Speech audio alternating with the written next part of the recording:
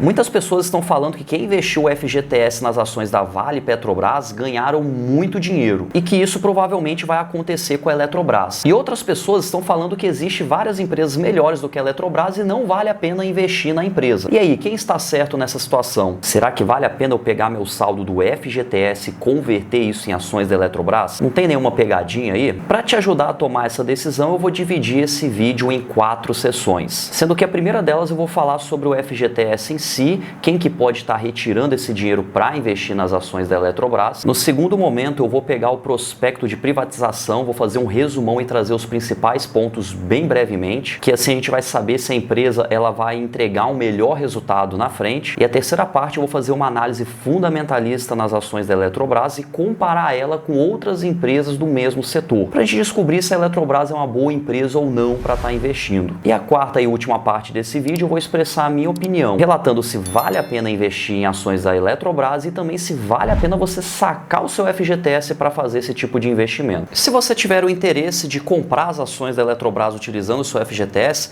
no final desse vídeo eu vou deixar um passo a passo, um vídeo que eu gravei ensinando como que faz isso na prática utilizando aí apenas o celular. Então vamos ao primeiro ponto. Quem pode utilizar o FGTS para investir nas ações da Eletrobras? Então são as pessoas que têm saldo do FGTS, sendo que a aplicação mínima é de R$200 e não pode ultrapassar 50% do saldo do FGTS.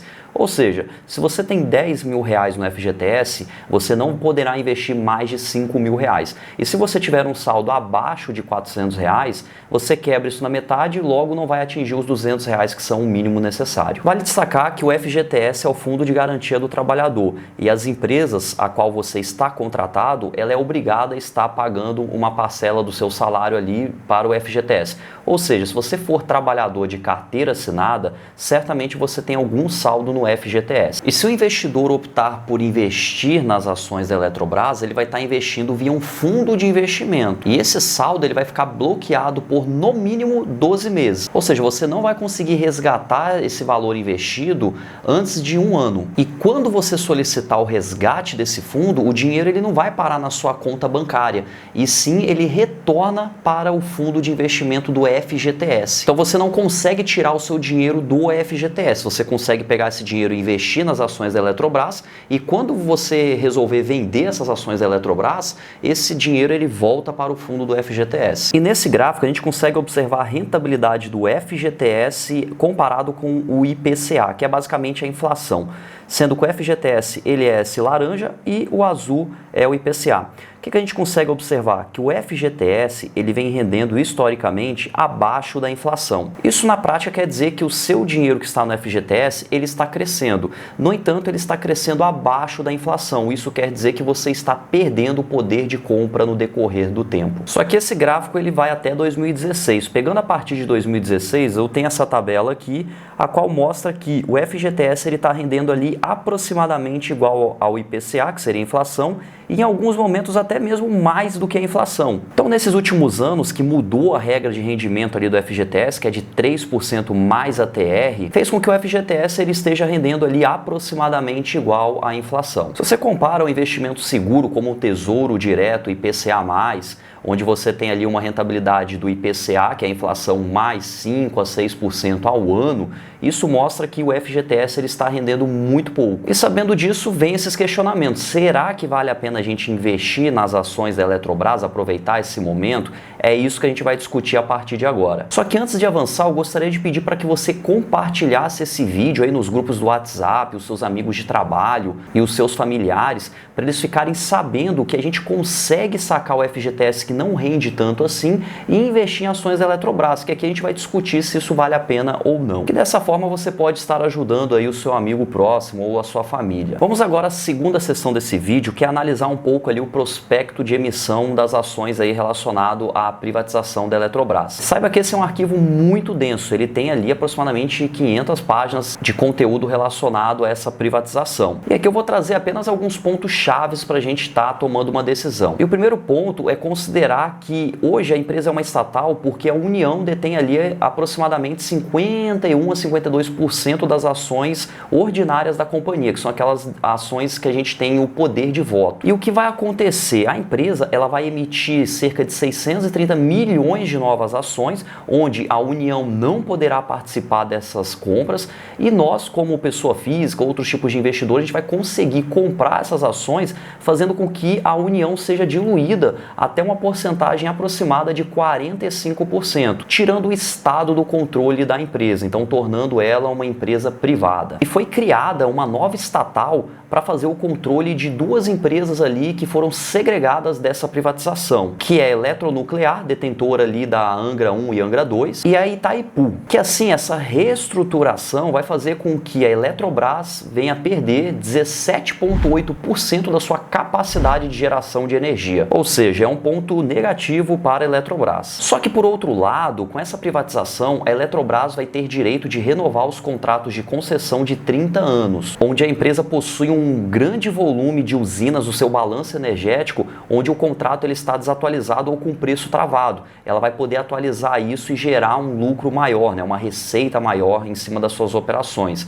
E aí, para a gente ter uma ideia, o balanço energético de 46%, onde ela vai conseguir fazer esse tipo de manobra, vamos dizer assim, representa hoje apenas 16% da receita líquida da companhia. Ou seja, 46% da geração da empresa está representando apenas 16% de receita líquida para a companhia. Isso mostra o quanto que esses preços estão defasados. E através da atualização desses contratos, espera-se que a Eletrobras consiga obter aí mais de 78 bilhões em receitas até o ano de 2031 através dessas atualizações, representando um ganho ali de 104%. Em cima desses 74 bilhões, representando ali os 46% de geração da companhia. Como a gente sabe, a empresa pública ela costuma ter um gasto muito excessivo com pessoas. E não é diferente com a Eletrobras. A Eletrobras ela possui ali um gasto de 14% da sua receita com pessoas. E só para a gente ter uma ideia, as outras empresas concorrentes da Eletrobras ficam ali na casa de 5%, algumas um pouco menos e o máximo a 7%. Sem a gente ser muito otimista, reduzindo ali apenas para 10% esse gasto com pessoas, que ainda assim seria um gasto muito alto comparado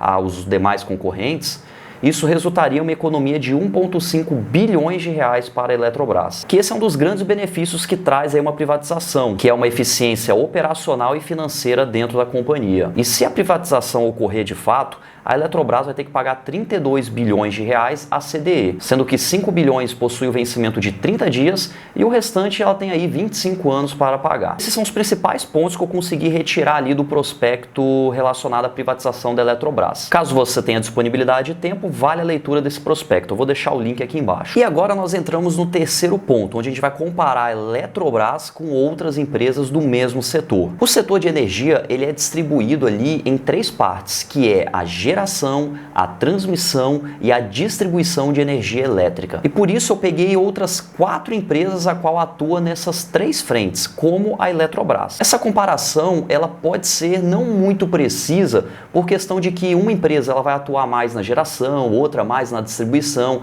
enfim. Então a gente tem essas particularidades. No entanto, é a melhor comparação que a gente consegue fazer. E aqui no site do Status Invest, eu já listei todas essas empresas aqui e na parte da esquerda a gente tem vários indicadores fundamentalistas. Eu posso descer a página aqui, a gente tem vários a qual a gente pode estar acompanhando.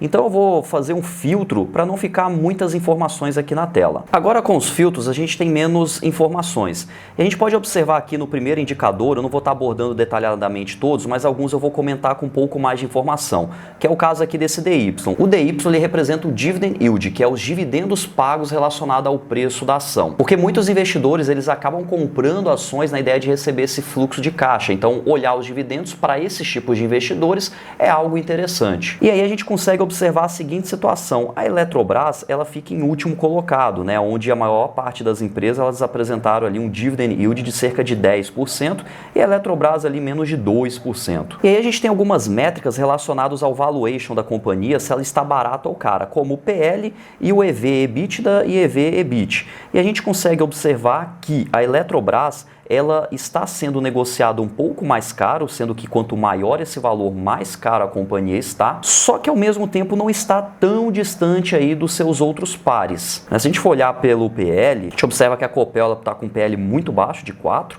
a EDP 5,6, a CEMIG de 7, e a CPFL de 8 e a Eletrobras com maior PL de 9,75. O que isso quer dizer? Se a empresa ela mantiver o preço dela hoje e o lucro, isso mostra que nós acionistas, se colocássemos o dinheiro nessa companhia, iria levar, no caso da Eletrobras, 9,75 anos para receber esse dinheiro de volta. Se a gente for observar a margem de lucro líquida, as empresas elas possuem valores parecidos, sendo que a Eletrobras ela ficou aqui em segundo colocado. O endividamento da companhia é muito baixo, ela possui a menor dívida líquida sobre o patrimônio líquido. Indicadores de rentabilidade da empresa estão bem ruins quando comparado aos demais players, que isso naturalmente reflete um pouco ali dos indicadores de crescimento da companhia, como o CAGR das receitas e o CAGR dos lucros, onde a companhia possui resultados inferiores às demais empresas. E agora vamos entrar no quarto ponto, onde eu quero expressar minha opinião sobre esse investimento. Olhando para esses indicadores, a gente consegue observar que a eficiência e o endividamento da Eletrobras estão muito bons, só que quando a gente olha aspectos relacionados à rentabilidade, eles não estão tão bons assim. Isso pode refletir simplesmente pelo fato da empresa ser uma estatal e não ser tão eficiente como a gente mencionou já anteriormente. E conforme essas melhorias operacionais aconteçam na empresa, pode ser que o lucro dela venha a subir, melhorando aí a rentabilidade da empresa e afetando diretamente os indicadores de valuation, porque se o lucro da empresa sobe e os preços das ações mantiverem constante, isso faz com que os indicadores de valuation caiam, tornando a empresa, nesse ponto de vista, mais barata. Ou seja, pensando hoje em Eletrobras como uma estatal, eu não enxergo que os indicadores estão ruins. Então assim, a gente consegue observar facilmente que a gente tem outras empresas melhores do que a Eletrobras hoje, mas pode ser que a Eletrobras fique tão boa quanto essas empresas nos próximos anos, porque a Eletrobras não está tão distante. O que está faltando nela é mais uma eficiência operacional e ela tem novos investimentos já previstos, além daquele prospecto que eu mencionei anteriormente, que isso pode fazer com que a empresa ela apresente um bom resultado aí nos próximos anos. Então a gente pode pensar que a Eletrobras ela está um pouquinho inferior às demais empresas no cenário atual, tendo uma rentabilidade inferior e ela está sendo negociada a preços mais caros do que as demais companhias. Só que ao mesmo tempo a gente tem que avaliar a seguinte situação, olhar FGTS e Eletrobras. O que poderia render mais? Muitas pessoas acabam comparando ali o histórico passado referente a Petrobras e Vale, né? Que essas empresas elas renderam muito mais do que o saldo do FGTS. No entanto, a Eletrobras não tem nada a ver com essas duas empresas, porque essas duas empresas elas estão ligadas ao setor de commodity. Então, se a commodity ela dispara, o preço do dólar também dispara, acaba subindo 2, 3 vezes a cotação dessa empresa. Então, a valorização dela sobe muito. No caso de empresas ligadas ao setor de energia, ela não costuma ter essa volatilidade tão alta quando comparado a uma empresa ligada ao setor de commodity, que é o caso da Eletrobras. Então não dá para esperar que a Eletrobras vai multiplicar por várias e várias vezes nos próximos anos. Mas eu acredito sim que se for olhar no intervalo de longo prazo, a partir de 5 anos, a Eletrobras ela deve entregar um resultado aí na média superior à inflação, que na prática iria representar uma rentabilidade superior ao FGTS. E aí a gente tem um ponto muito importante, o FGTS ele é uma garantia do trabalhador. Então você tem que pensar o seguinte, além de você achar que, beleza, vale a pena investir na Eletrobras, vamos supor que você chegou a essa conclusão, você tem que pensar a seguinte situação, se você precisar desse saldo, caso você precise resgatar esse dinheiro que está no FGTS e ele esteja alocado nas ações, você vai ter que vender essas ações para o dinheiro voltar para o fundo do FGTS e assim você utilizar esse saldo, por exemplo, numa demissão. E se você não estiver preparado financeiramente, pode ser que você venha vender no pior momento que as ações estão enfrentando. Então tenha muita atenção para isso. Só invista o seu FGTS se de fato você não precisar desse dinheiro. Ou seja, se você tiver uma reserva de emergência já montada e mesmo assim você está com a sua reserva de emergência montada, você quer investir na Eletrobras, outro ponto importante é você não concentrar muito em um único investimento. A gente nunca recomenda isso nos mundos dos investimentos, porque por mais que você esteja certo, existe uma pequena probabilidade de tudo dar errado e se você estiver muito concentrado, você pode perder muito dinheiro. Então a gente sempre recomenda de você não ter mais do que 10% em um único ativo. Então você calculando ali o seu FGTS, mais outras aplicações financeiras onde você tem uma alta liquidez, ou seja, a gente exclui investimentos em imóveis, carros e demais ativos, que na verdade são passivos, e considere investir aí no máximo 10% destes valores. E se esse vídeo te ajudou em alguma coisa, lembra de encaminhar ele para alguém, seja para aquele seu amigo que trabalha na mesma empresa ou para os seus familiares, que assim você conseguirá ajudar outras pessoas a tomarem uma decisão melhor. E muito obrigado por estar comigo até o final desse vídeo, um abraço e tchau!